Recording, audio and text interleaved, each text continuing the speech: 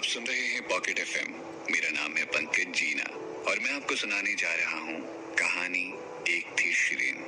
ये इस कहानी का पहला भाग है। शिरीन की आंखें खुली तो वो खुद को एक नए माहौल में पाती है। उसके लिए ये माहौल बिल्कुल नया था। पुराने जमाने की बनावट वाले पर्दे, दीवारों पर पुराने जमाने की नक्काशी और गलियारे की बनावट भी प्राचीन काल के घरों जैसी थी। वो एक छोटी सी खिड़की से बाहर तारों से घिरे चांद को देख सकती थी और उसे देखते ही उसे ध्यान आया कि वो कुछ लोगों के कंधे पर सवार थी और वो उसे कहीं लेकर के जा रही थी।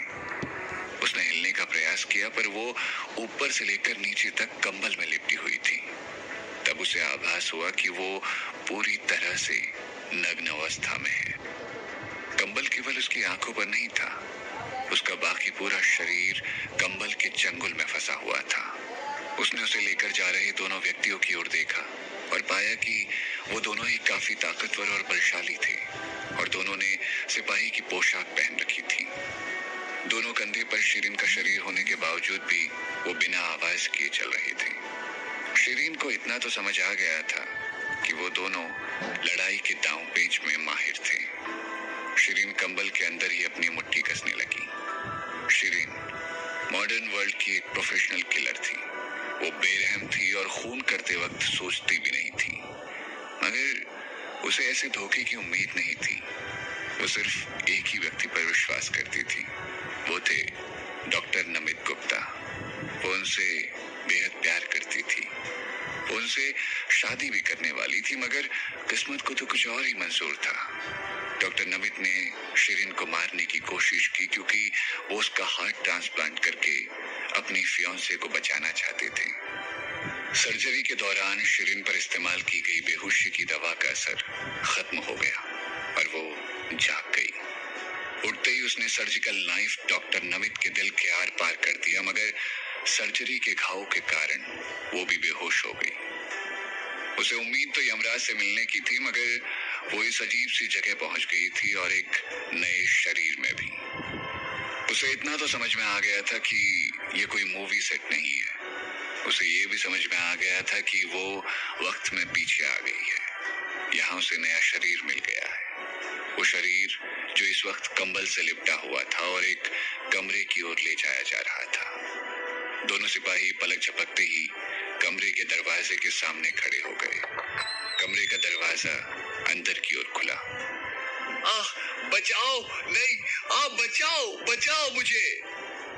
एक कम उम्र की लड़की जो उस कमरे में पहले से बेसहारा पड़ी हुई थी, जोर से चिल्लाई। उसकी आवाज सुनकर शिरीन अपने ख्यालों से बाहर आई और पूरे कमरे को नापसंद निगाहों से देखा। कमरा काफी आलीशान था। दीवारों पर काफी अच्छी नक्काशी की गई थी और दीवार के एक तरफ शिकार खेलते समय मारे गए बाघ का सर लगाया हुआ था। ये इस कमरे की शोभा को और ज्यादा बढ़ा रहा था। कमरे में पड़ी सारी चीजों में से सबसे अच्छी वस्तु एक बहुत बड़ा पलंग था, जिस पर उस समय दो जिस्मों का संगम चल रहा था। उस जिस्म की कश्मकश में ऊपर की तरफ 27 से 30 की उम्र का अच्छा दिखने वाला पुरुष था, जिसके लंबे बाल और काफी बलशाली शरीर था। उसके चेहरे पर एक हल्की सी मुस्कान थी। पुरुष के नीचे एक बहुत ही ज्यादा जवान, खूबसूरत और कम उम्र की लड़की थी, जिसका चेहरा देखते ही पता लग रहा था कि वो बिल्कुल बिलुत्फ नहीं उठा रही थी। वो काफी दर्द में थी और उसके बाल खराब हो चुके थे और वो पसीने से सराबोर थी। उसकी आवाज भी धीरे धीरे कम होती जा रही थी।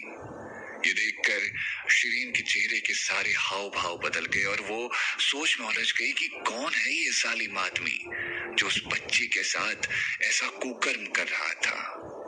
अब शिरीन को दोनों लोग दूसरे कक्ष में ले गए, जबकि पलंग पर बैठे पुरुष को कोई फर्क नहीं पड़ा। वो उस छोटी बच्ची के जिस्म पर और ज्यादा जुल्म करने लगा। उस छोटी सी बच्ची की अब बस हो गई थी और वो चिल्लाते चिल्लाते बेहोश हो गई। वो आदमी पलंग के दूसरी ओर लेट गया और उस लड़की को लात मारकर नीचे फेंक दिया और जोर से गालियां देने लगा। हद है, नीचे पड़ी लड़की का पूरा चेहरा पीला पड़ चुका था। उसके मुंह से खून निकल रहा था। कोई नहीं जानता था वो जिंदा भी थी या नहीं। इसे ले जाओ और कब्रिस्तान के कुत्तों को खिला दो, किसी काम की नहीं थी ये। पलंग पर बैठे आदमी ने गुस्से से बोला। जी हुजूर, दो सिपाहियों में से एक सिपाही बोला और दूसरे सिपाही ने शिरीन का शरीर पलंग पर रख दिया और कहा, हुजूर, आपके लिए हम एक और लड़की लाए। हुजूर ने उस कंबल में लिपटी लड़की की तरफ देखा और कहा, कितनी बदसूरत है ये, कहां से उठा ले आए हो तुम लोग इसे? शिरीन ने अभी तक अपने शरीर को नहीं देखा था। उसे बस इतना पता था कि उसके शरीर में बिल्कुल भी जान नहीं बची थी। अगर वो लड़ने की कोशिश करेगी तो उसका ये नया शरीर सह नहीं पाएगा। इसीलिए उसने चुपचाप सब सहने का सोचा और सही मौका आने पर हमला करने का। दोनों सिपाहियों ने अपने सर झुका लिए और कहने लगे, हुजूर, इतने कम समय में हमें यही मिली और अगर गौर से देखें तो ये इतनी भी बदसूरत नहीं है और ये अभी भी कुमारी है हुजूर, और ये अभी अभी नहाकर भी आई है। हुजूर ने इशारे में ही दोनों सिपाहियों को जाने के लिए कह दिया और वो दोनों मृत बच्ची का शरीर लेकर शिरीन को वहीं छोड़कर वहां से चले गए। अब उस कक्ष में सिर्फ हुजूर और कंबल में लिपटी शिरीन रह गए थे। हुजूर ने कुछ देर उसे देखा और फिर उसकी आंखों में देखा और उसे उनमें बिल्कुल भी डर नजर नहीं आया और न ही शिरीन उससे रहम की भीख मांग रही थी। हुकुम सिंह ये देखकर हैरान रह गया। उसने पूछा, तुम्हें डर नहीं लग रहा है? शिरीन ने उत्तर देते हुए कहा कि नहीं, मुझे तुमसे बिल्कुल भी डर नहीं लगता। शिरीन काफी चीजों से डरती थी, पर जो इंसान कुछ ही देर में मरने वाला हो, उससे तो वो बिल्कुल भी नहीं डरती थी।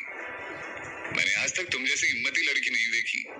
वो फिर से शिरीन की तरफ देखता है और उसे एहसास होता है कि असल में वो लड़की काफी खूबसूरत थी। उसकी झील जैसी गहरी आंखें तारों की तरह चमक रही थी। हालांकि शिरीन जिस शरीर में थी वो काफी दुबला पतला सा था, मगर उसकी चमड़ी बर्फ से भी ज्यादा गोरी थी। वो शरीर काफी सुंदर था अगर हम उसके माथे पर पड़े बचपन के निशान को नजरअंदाज कर दें तो। हुकुम सिंह के पास अब कोई और चारा नहीं था। अभी उसने वो चरम सुख हासिल नहीं किया था तो उसने शिरीन के माथे पर पड़े बचपन के निशान को नजरअंदाज करने का सोचा।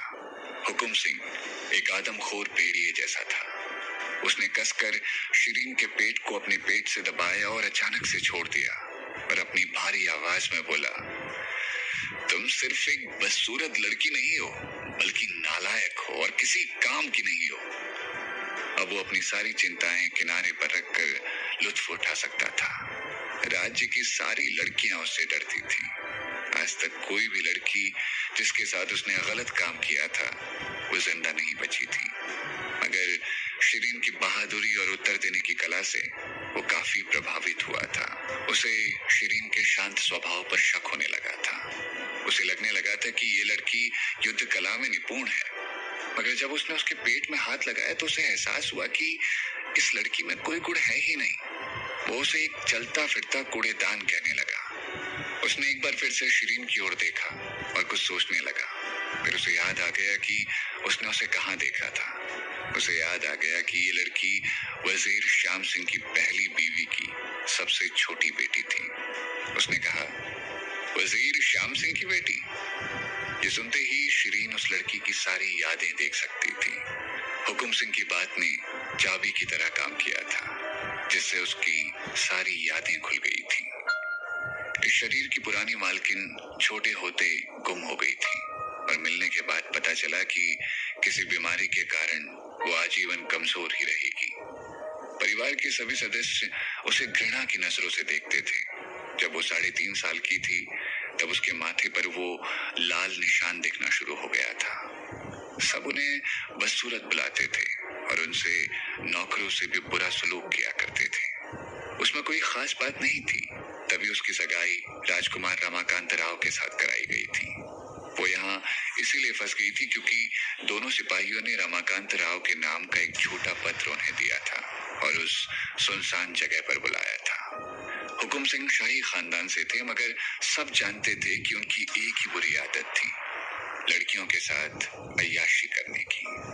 उन्हें ये करने की गंदी लत थी।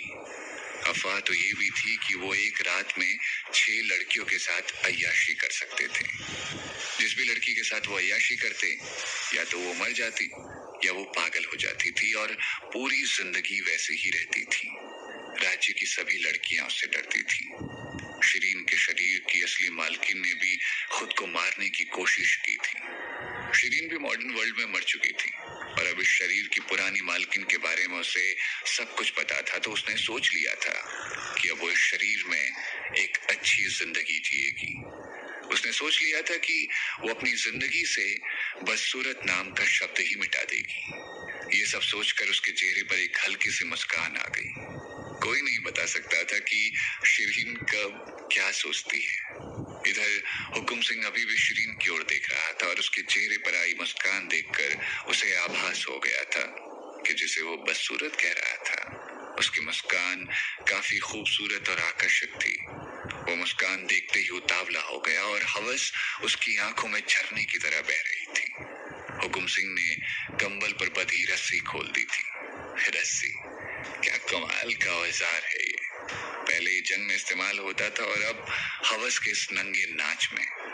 जैसे ही उसने कंबल हटाया, शिरीन का शरीर देखने के लिए उसे उसकी नजर धुंधली होती नजर आने लगी। शिरीन ने जोर से उसके निजी अंग पर लात मार दी और कंबल से उसका गला घोंटकर उसे मार डाला। बाहर से पहले सिपाही ने पूछा, मालिक आप ठीक तो है ना? शिरीन दूसरों की आवाज निकालने में माहिर थी। उसने सिपाही को अंदर आने को कहा और उसे पास बुलाकर हुकुम सिंह की तलवार से उसका गला काट दिया, और यही उसने दूसरे सिपाही के साथ भी किया। वहां से भागते वक्त उसे एक दासी ने देख लिया था, तो शिरीन को उसे भी मारना पड़ा। यह हुकुम सिंह की अय्याशी करने का खुफिया ठिकाना था, जिस कारण वहां सिपाहियों और दासियों की कमी थी। तभी शिरीन को वहां से भागने में ज्यादा मुश्किलें नहीं हुई। जब तक हुकुम सिंह की मौत की खबर फैली, तब तक शिरीन काफी दूर जा चुकी थी। शिरीन के पास इस वक्त कपड़ों के नाम पर सिर्फ कंबल ही था। फिर शिरीन ने अपनी जादुई शक्ति इस्तेमाल करना शुरू कर दिया। एक जगह से